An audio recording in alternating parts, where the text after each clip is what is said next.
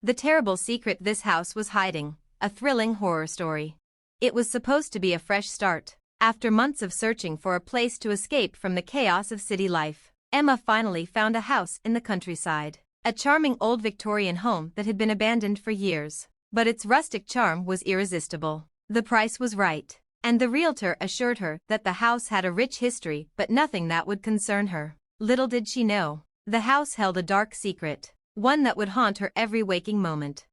The first few days in the house were peaceful. The creaky wooden floors, the musty smell of old books and forgotten memories, it all felt strangely comforting. She spent her time cleaning, unpacking, and getting to know the house's many rooms. There was one room, however, that she avoided, the attic. Its door was locked, and something about it unsettled her. She could hear strange sounds coming from behind it at night, scratching, tapping, as if something was trying to escape. One night, as she was lying in bed, Emma couldn't ignore the sounds any longer. She grabbed the spare key she had found in an old drawer and made her way to the attic door. Her heart raced as she inserted the key and turned it, the door creaking open with a long, eerie groan. The air was thick with dust, and a faint, unpleasant odor wafted out from within. Inside the attic, the faint light from her flashlight revealed old furniture covered in white sheets, stacks of forgotten boxes, and strange symbols etched into the wooden walls. But it wasn't the symbols that made her blood run cold. It was the large, weathered mirror in the corner. The moment Emma's eyes met its reflection, she felt a shiver crawl down her spine. The mirror was ancient, framed with intricate carvings that seemed to writhe under her gaze. Without warning, the mirror's surface rippled. A dark shadow began to form, slowly taking shape into something terrifying. A figure, pale and gaunt, appeared, its hollow eyes locked onto Emma's. She stumbled backward, the flashlight flickering in her trembling hand. The figure in the mirror reached out, its fingers brushing against the glass. Then, in a voice that echoed in her mind, it whispered, "You shouldn't have come here." Emma bolted from the attic, slamming the door behind her. But the whispering didn't stop. It followed her, echoing through the halls, growing louder with each passing day. She tried to tell herself it was just her imagination, but the feeling of being watched was inescapable. Every shadow seemed to shift, every creak of the floorboards felt like a warning.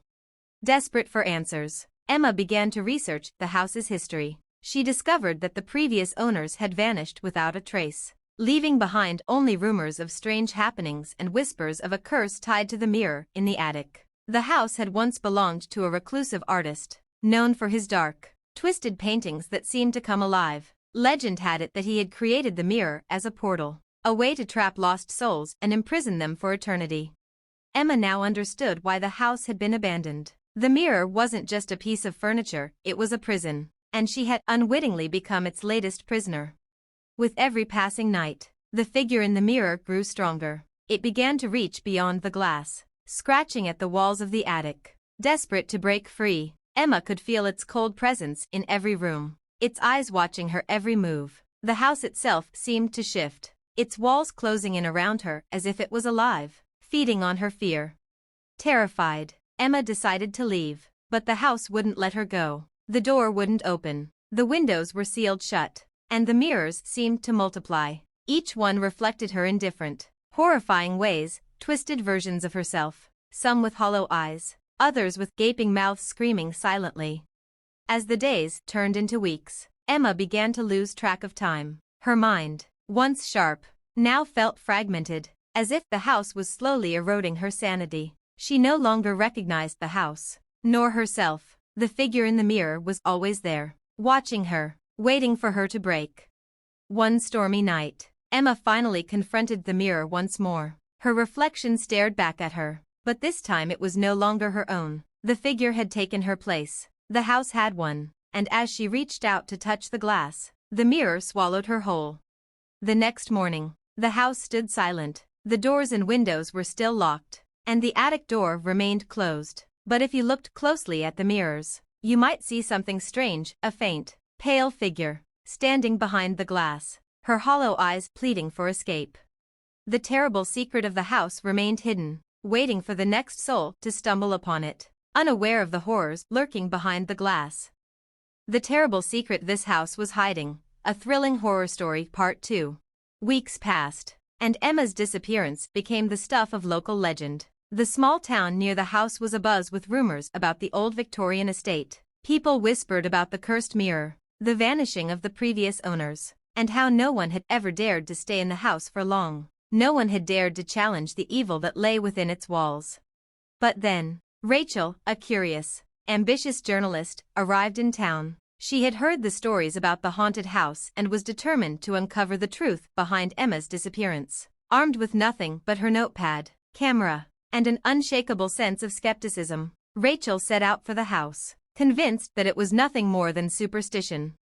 She arrived at the house late one afternoon, the sun low in the sky, casting long shadows that stretched across the overgrown yard. The house seemed even more imposing in person, its once grand facade now cracked and weathered. The windows boarded up like eyes that refused to blink, but there was no turning back now.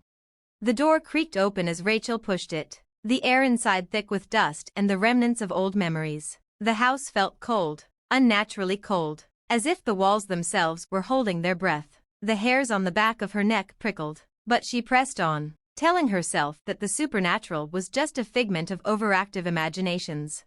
Rachel made her way through the dark hallways, snapping pictures and writing down notes. The floorboards groaned beneath her feet, and an unsettling silence hung in the air. But as she approached the stairs leading to the attic, a strange sensation washed over her. She could feel it, the same sense of dread Emma must have felt. Something was wrong, terribly wrong. She reached the attic door, her hand hovering over the handle. It was locked, just as Emma had left it. But the key was still where Emma had found it, the drawer in the kitchen. Rachel's curiosity got the better of her, and she unlocked the door, opening it with a loud groan. The same stale air hit her face, and the same shadows seemed to dance around her. But now, there was an undeniable heaviness in the air, an almost suffocating presence. The attic was exactly as Emma had left it, the old furniture, the stacks of boxes, the strange symbols etched into the walls, and there, in the corner, was the mirror, the very mirror that had claimed Emma. It stood as a dark sentinel, its glass cold and unyielding. Rachel's heart raced as she approached it. She didn't believe in ghosts, didn't believe in curses, but something about the mirror called to her. Something told her that if she stared into it long enough, she would understand. And then, as her reflection flickered in the glass, something shifted. The room seemed to warp around her, the walls bending and twisting like they were alive. The air grew thick, suffocating, and Rachel's breath caught in her throat. She saw a figure standing behind her in the reflection, Emma. But not Emma. It was a twisted version of her, with hollow eyes, a pale face, and a cruel smile stretched across her lips. Before Rachel could react, the figure in the mirror reached out toward her. Her heart pounded in her chest, and her instinct screamed at her to run. But her feet were rooted to the floor. The figure's hand brushed against the glass, leaving behind a ripple, and Rachel felt the coldness seep into her bones. She tried to look away, but her reflection wouldn't let her. It was as though the mirror was pulling her in, drawing her closer to the figure's twisted, cold embrace. The room seemed to close in around her, the walls pressing against her, the shadows stretching longer, darker. Rachel stumbled back, but the mirror's pull was too strong. In the reflection, Emma, or whatever was left of her, smiled, and for the first time, Rachel understood. The mirror was no ordinary object. It was a prison, a trap for lost souls, and once you stepped too close, it claimed you. Desperate, Rachel fought against the pull, tearing her gaze away from the mirror. But the whispers started, low at first, like a distant murmur, but quickly growing louder, until it felt like they were all around her. You shouldn't have come here. The whispers echoed, overlapping, becoming maddening. You shouldn't have come here.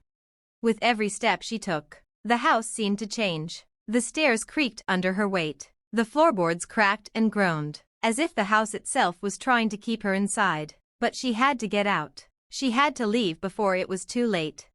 Rachel bolted down the stairs, her heart hammering in her chest. She rushed to the front door, but when she tried to turn the knob, it wouldn't budge. She yanked at it with all her strength, panic rising within her as the house seemed to pulse, its very walls shifting. She heard the sound of footsteps, heavy, dragging footsteps, coming from behind her. Turning around, her breath caught in her throat.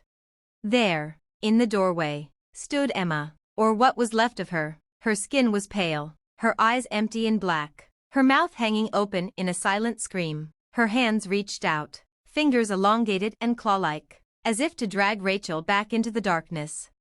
Rachel screamed, her voice echoing through the empty halls. She backed away, but the figure kept coming, its twisted form following her with unnatural speed. With one final, desperate push, she hurled herself against the door, and it gave way. The door slammed open, and Rachel tumbled into the yard. She didn't stop running. The house loomed behind her, its dark windows watching, waiting. She didn't look back, even when the whispers followed her, carried on the wind. She knew the truth now. The house wasn't just haunted, it was alive, and it would never let her go. Rachel fled into the night, the memory of the house burning into her mind. She knew she was safe, for now, but she couldn't shake the feeling that the house was still watching her, waiting for the next soul foolish enough to seek the truth. And with every passing day, she could hear the whispers growing louder. The house wasn't done with her yet. To be continued. The terrible secret this house was hiding. A Thrilling Horror Story, Part 3.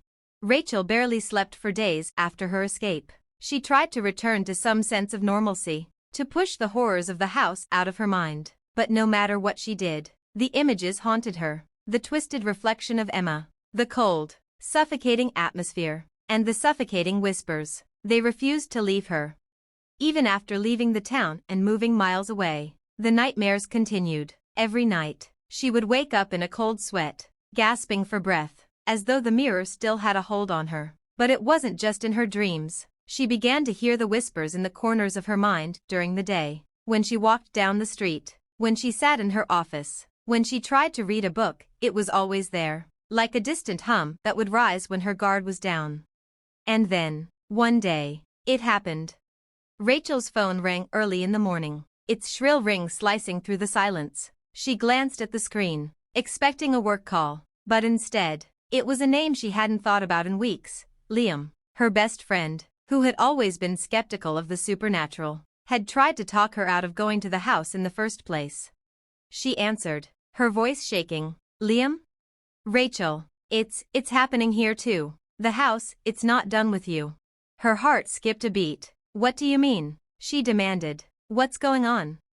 Liam's voice was shaky, filled with panic. I went to the house. I thought I could help. But now, I'm seeing things. I can hear the whispers.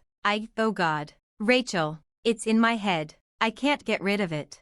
Rachel's blood ran cold. Liam, no, you can't go back there. It's too dangerous. He didn't respond immediately. There was a long pause on the other end of the line. Then a muffled sound, like something dragging across the floor. Liam? Rachel cried out, panic clawing at her throat. There was no answer. Suddenly, a loud bang echoed through the phone, followed by the sound of static. Rachel's hands shook as she held the phone to her ear, desperately trying to hear through the interference. Then, she heard it, the whisper. You shouldn't have come here. The voice was unmistakable, but it wasn't Liam's. It was the same voice she'd heard in the house, cold and unfeeling, as if it had taken on a life of its own. Her stomach twisted in horror. She couldn't breathe. Then, the line went dead. Rachel stared at her phone in disbelief, the realization slowly sinking in. The house wasn't just reaching out to her, it was reaching out to anyone who dared to get too close. Liam had gone to investigate, and now he was trapped, just as she had been. But it was worse, whatever was behind that cursed mirror. It was spreading. The darkness had followed her. It was no longer confined to the house. It was after everyone, after anyone who even knew about the house. Trembling, Rachel grabbed her jacket and rushed out of her apartment. She had to go back. She couldn't leave Liam to whatever fate the house had in store. She couldn't be the only one to survive, not after everything. The drive back to the town felt like an eternity. Each mile seemed to stretch on forever. The road dark and empty, the air thick with a sense of impending doom. The house stood on the horizon, looming over the landscape like a malevolent specter. The closer she got, the more she could feel the pull, as if the house itself were calling to her, urging her to come back. She reached the house just as the sun dipped below the horizon. It was even more imposing in the dark, its windows staring like empty eyes, its silhouette twisted and haunting. The air smelled of decay, of something long forgotten, and Rachel could feel her heart pounding in her chest. She stepped onto the property, and immediately, the familiar sense of dread gripped her. The whispers were back, louder now, echoing in her mind, crawling under her skin. The house knew she was here. Rachel forced herself to the front door, her hand trembling as she grasped the handle. It turned easily, the door creaking open like it had been waiting for her. Inside, the air was thick with the stench of mold and rot. Everything was as she had left it, familiar, unsettling. She quickly made her way to the attic, her footsteps echoing through the silent house. When she reached the attic door, it was open. She didn't have to unlock it this time. It was as if the house was inviting her in. With a deep breath, Rachel stepped inside. The mirror stood there, as if waiting for her. Its dark surface shimmered unnaturally in the dim light, as though it were alive. Rachel's reflection flickered and twisted as she approached, her face changing in the glass, her features distorting, her eyes blackening, her mouth stretching into an unnatural smile. Then, she heard it, the sound of dragging footsteps behind her. Liam. She turned quickly, her heart racing, but the attic was empty. She spun around again, and this time, the mirror reflected something that wasn't her. It was Liam, his pale face twisted in agony, his body twisted and contorted, as if he were trapped inside the glass. Liam, she screamed, banging her fists against the mirror, desperate to break it, to set him free. But the mirror didn't shatter. It didn't even flinch. Instead, Liam's reflection began to reach out, his hands stretching toward her, his fingers inching closer to the surface. The whispers grew louder, filling the room with their horrible chorus. "You shouldn't have come here," they repeated, their voices rising into a crescendo. Rachel backed away from the mirror, her breath coming in ragged gasps. The house was closing in on her. The walls seemed to bend, the shadows growing longer and darker, swallowing the light. She was no longer sure where the house ended and the mirror began. And then, she understood. The house was alive. It wasn't just a cursed building, it was a living, breathing entity, feeding off the fear and despair of those who entered. The mirror was its heart, its prison, and now, it had Liam. It had her. With a final, defiant scream, Rachel turned and ran, but the house wouldn't let her leave. The door slammed shut in front of her. The windows were sealed tight. There was no escape. And just like Emma, Rachel felt herself being pulled toward the mirror, her reflection twisting, her body growing weaker with every step. The house had won. Her last thought, as the darkness swallowed her, was of the others, those who would come after her. The house would call to them, just as it had called to her, and soon, they would be trapped too. The house was never empty, and it would never stop. The end. The Terrible Secret This House Was Hiding, a thrilling horror story, Part 4. The years passed, and the house stood, still and silent, as if time had forgotten it. The people in the town moved on, the whispers fading into nothing but vague stories passed around in hushed tones. The house became little more than a faded memory, until it wasn't. It began with small things, an eerie flicker of light in the attic windows, shadows moving in the corners of the yard, sounds like whispers in the dead of night. And then, one by one, people started disappearing again. A teenager who had ventured too close, an older couple who had bought the property, thinking they could restore it, a man who wanted to investigate the stories for himself. They were all drawn to the house, lured by the same dark force that had taken Emma, Liam, and Rachel. None of them came back. Then, one stormy evening, the town received an unexpected visitor. A woman, tired, gaunt, her eyes wide with terror, stumbled into the local diner. Her clothes were torn, her skin pale and bruised, and she looked as though she hadn't slept in days. She was clutching something in her hand, a tattered old journal. The moment she stepped inside, the room went silent. The other patrons stared at her, unsure whether to approach or back away. She was the first to speak. "They've found me," she whispered, her voice trembling. "I tried to get away, but it followed me. It's never finished. It won't stop." The waitress, an older woman with gray hair, hesitated before walking over. "What do you mean, dear? What followed you?" The woman's hand shook as she held out the journal. "I thought I could escape. I thought I could forget. But I can't. The house, it's calling again." The townspeople gathered around, Their curiosity piqued. The woman had the hollow look of someone who had been through hell, and her words struck fear into them. They had heard the rumors, the whispers, and now they saw firsthand the toll the house had taken on someone. I'm the last one, she said, her voice breaking. The last survivor. My name is Anna. I was a journalist. Like Rachel. I tried to help her, I tried to save her, but the house took her. It took everyone. She dropped the journal onto the table, and the room fell silent as the town stared at the leather-bound book. Anna continued, her voice almost a whisper. I found the truth. There's no escaping it. Once you know the house's secret, it doesn't let you go. The mirror. It's not just a portal. It's a trap.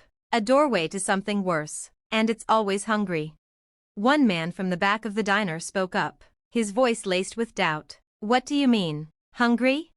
Anna looked up at him, her eyes wide with terror. The house feeds on fear, on despair. It doesn't just trap souls, it consumes them. It uses them to grow stronger, to spread, and the more people it takes, the more powerful it becomes. The diner fell into an uncomfortable silence. The storm outside raged, lightning flashing in the windows, thunder crashing in the distance. Anna's eyes darted nervously toward the door. I saw it, she continued, her voice shaking. The house, it's alive, and it wants more. It's waiting for the next person to come too close, to fall for its pull. I saw the mirror. It showed me what it's been doing all this time. It doesn't just trap people, it twists them, changes them. It turns them into something else, something darker. One of the diners, an older woman, leaned forward. What happens to the people who get trapped in it? What happens to the souls? Anna swallowed hard. The house doesn't kill them. It doesn't need to. It breaks them down, makes them part of it. The souls are consumed, bound to the house forever. They become shadows, trapped in the mirrors, and when the house is strong enough, they're used to lure in others. Her words hung in the air, heavy with dread. Anna's voice trembled as she spoke again. I'm the last one because I was too weak to stay. I fought it, tried to leave, tried to escape. But it follows you. I thought I could get away. But the house, it's in your head. It will find you, no matter where you go. And now it's calling again. It wants more. As if on cue, the lights in the diner flickered and then went out, plunging the room into darkness. The storm raged outside, the wind howling against the windows. The door creaked open, and a cold gust of air rushed in. Anna's eyes widened with terror. It's here. The room grew unnaturally cold. The whispers, faint at first, began to grow louder. They echoed in the walls, soft and insidious. The air around them seemed to grow thick, oppressive. The faintest of reflections appeared on the diner's windows, like distorted shapes shifting in the glass. The shadows in the corners of the room began to twist, stretching into grotesque shapes, moving with unnatural speed. A man who had been sitting at the counter stood up abruptly, his face frozen in a mask of fear, his eyes locked on something in the corner, his body trembling as he took a step back. Don't look into the mirrors, Anna whispered, her voice a desperate plea. It's already started. The room was in chaos. People screamed, scrambling to the door, but it slammed shut. They were trapped inside. The shadows in the room grew more intense, the figures becoming clearer. One by one, the reflections of the people in the room began to twist. Faces stretched, eyes darkened, bodies contorted, and hands pressed against the glass from the other side. Anna fell to her knees, clutching her head. I tried to warn you. I tried to tell you. And then, the door opened again. A figure stepped inside. It was Emma. Her face was pale and gaunt, her eyes wide and empty, as though she had been trapped in the mirror for an eternity. Behind her, the room seemed to ripple, as though the house itself was bleeding into the diner. Join us, Emma whispered in a hollow voice. We are the house, and now, you belong to it. The diners screamed, but it was too late. The house was never truly gone. It was only waiting, and it would never stop. The end? The terrible secret this house was hiding. A thrilling horror story, Part 5. The diner was no longer a place of warmth and comfort. It had become an extension of the house itself, a twisted reflection of its sinister interior. The walls began to pulse, as if breathing, and the floor creaked under the weight of invisible footsteps. The shadows stretched longer, reaching toward the frightened patrons. curling around them like fingers eager to drag them into the depths of the house. Emma's hollow eyes scanned the room, her lips curling into a wicked smile. "You can try to run," she whispered, her voice echoing unnaturally in the suffocating silence. "But you will only come back, like the rest of us." The diner's door slammed shut behind her, sealing off any hope of escape. The patrons, now frozen in terror, could only watch as the shadows in the room began to move of their own accord. They twisted into grotesque shapes, forming vague human figures with distorted faces and unnaturally long arms that reached out for anyone nearby. "Run," Anna screamed, her voice strained and desperate, but it was too late. The people in the diner began to panic, rushing to the windows, but the glass distorted their reflections. It was as if the very fabric of reality was being pulled apart. They could see the mirrors from the house within the glass, figures moving behind them, beckoning them toward the unknown. "Stop," Anna cried, clutching her head, tears streaming down her face. "You don't understand. If you look into the mirrors, you become part of it. You belong to the house. There is no escape." But the whispers were growing louder, louder than Anna's voice. The room seemed to close in on them. The once familiar faces of the diners twisted, their eyes widening in fear as they slowly turned to face the mirrors that now appeared on every wall. Each of them saw something different in the glass. Some saw loved ones who were no longer alive. Others saw reflections that were wrong, eyes black as night, faces warped in agony. The mirrors pulled them in like magnets. One by one, the people began to stumble toward the reflections, as if drawn by an unseen force. The shadows followed them, their movements becoming more violent, more erratic. Anna screamed for them to stop, but her voice was drowned out by the cacophony of distorted whispers, cries for help, and the terrible sound of bodies slamming against the mirrors. And then, the worst part happened. The mirrors began to crack. The glass splintered, fracturing into hundreds of pieces that floated in the air like shards of a broken soul. In the chaos, Anna saw the same thing that Rachel had seen, the reflections of the lost souls trapped within, reaching out, pleading for release. But there was no mercy. The house had no mercy. One man, his eyes wide with terror, tried to tear his hands away from the shattered glass, but it was too late. His reflection grinned at him, its smile too wide, its eyes hollow and empty. The glass swallowed him whole, pulling him inside with a sickening, unnatural pull. His body went limp as the mirror closed around him, his screams echoing as he was consumed by the darkness. The others followed soon after, some screaming, others falling silent, but all of them becoming part of the house's dark collection. The final screams echoed in Anna's ears as the diner fell silent. Emma's twisted form stepped forward, her gaze fixed on Anna. "You're next," she said, her voice rasping like dry leaves in the wind. "You were always meant to be. You tried to warn them, you tried to save them, but you failed." Anna staggered back, horrified, her legs giving way beneath her. She fell to the floor, her hands shaking. I can't, let it happen again." But the house was relentless. Emma reached out, her cold, skeletal fingers brushing Anna's face. The room swirled around her, the walls bleeding into the glass, the shadows enveloping her. The whispers grew louder, swirling in her mind, demanding that she join them.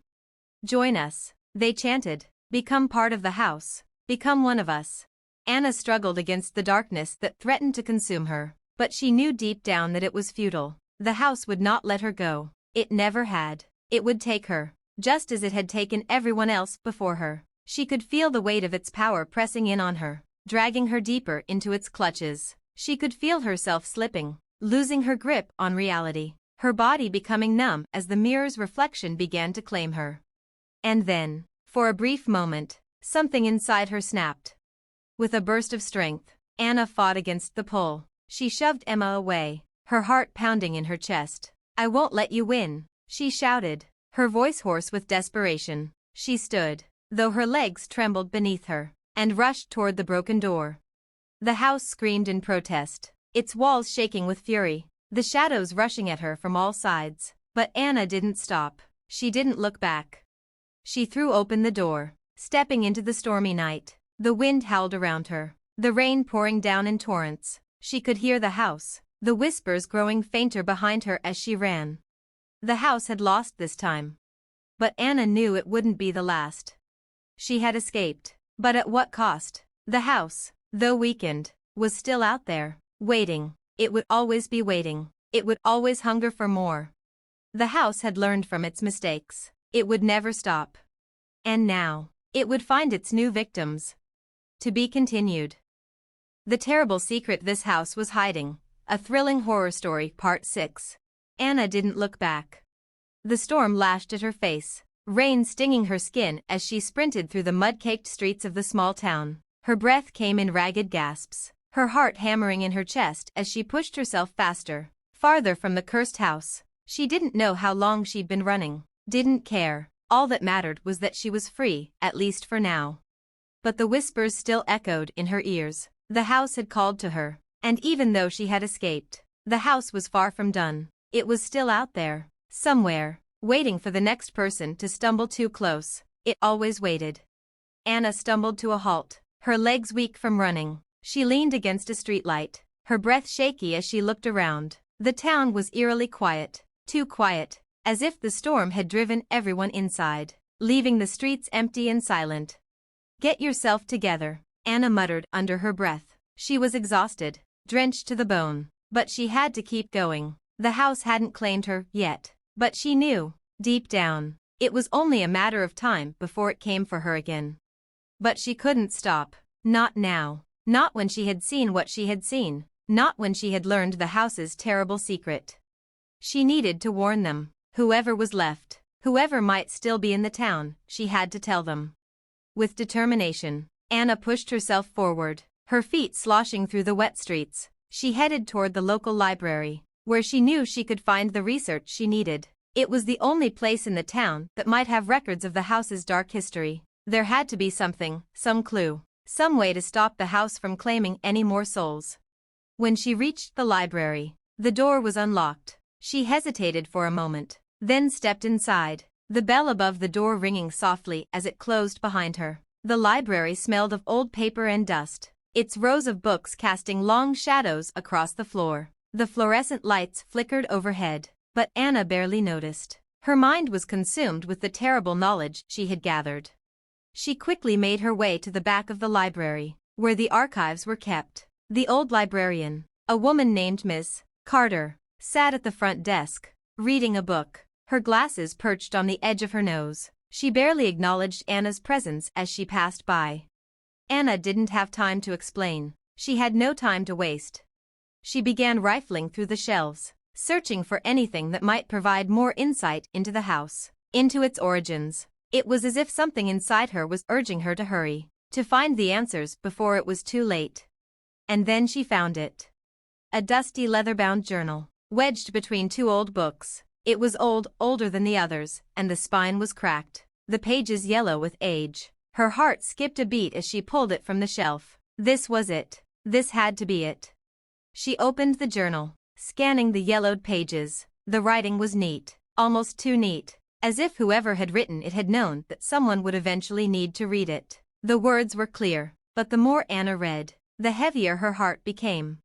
The journal detailed the origins of the house, its construction, and the darkness that had consumed it. It was built centuries ago by a man named Samuel Eldridge, a wealthy landowner with a twisted obsession with immortality. Eldridge had been a scholar of the occult, a man who dabbled in dark rituals in an attempt to cheat death. He had summoned something from beyond the veil, a dark, ancient force that had promised him eternal life, but instead of granting him immortality, the entity had bound itself to the house, taking control of the land. As the house grew older, it began to feed off the fear and despair of those who lived within its walls. Eldridge's rituals had worked, but at a terrible cost. His family and everyone who came into contact with the house were slowly consumed by the darkness. And as the years passed, the house's power grew. It became a trap, a prison for lost souls, a place where the boundaries between life and death blurred. Anna's hands shook as she read the final entry in the journal. The house is no longer bound to a single place. It will follow, it will wait, and it will take those who come too close. The mirror is its heart, and once it has claimed you, you are never free. We are all bound to it. There is no escape. A chill ran down Anna's spine as she closed the journal. The truth was undeniable now. The house, the entity, it wasn't confined to the land. It was everywhere. It was in the mirrors, in the darkness, waiting. It had learned, adapted, and now it knew how to find its victims. Anna's mind raced. The house had followed her, had come for her when she had tried to escape. But now, she had something it didn't count on, knowledge. She had to destroy the house, stop it from growing stronger. She had to sever the connection, destroy the mirror that had been its prison and its gateway. But she couldn't do it alone. She needed help. She needed someone who knew about the occult, someone who had the knowledge to fight the darkness, someone like Rachel. The thought struck her like a bolt of lightning. Rachel had known something about the house, about the way it worked. She had tried to stop it, but had failed. Maybe, just maybe, Rachel had uncovered something that could help. But was Rachel still alive? Anna shook the thought from her head. It didn't matter. She had to try. She couldn't let the house win. She had to find Rachel, or whatever was left of her, and stop the house once and for all. Without another word, Anna turned toward the door, the journal clutched tightly in her hand. She wasn't running anymore. This time, she was going to fight. To be continued.